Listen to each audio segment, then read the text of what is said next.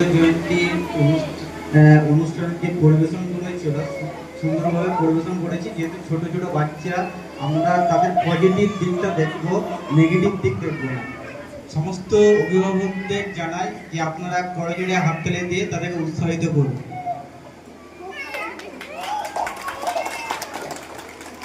এরপরে আমাদের অনুষ্ঠানের শেষ পর্বটা শুরু হচ্ছে জনগণ মনোমুখে দিয়ে সমস্ত গার্জেনদের অনুরোধ করবো একসঙ্গে সমবেতভাবে জনগণ গানটা হবে।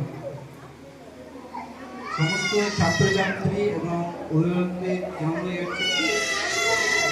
আমাদের জাতীয় সঙ্গীত আমরা শুরু করছি।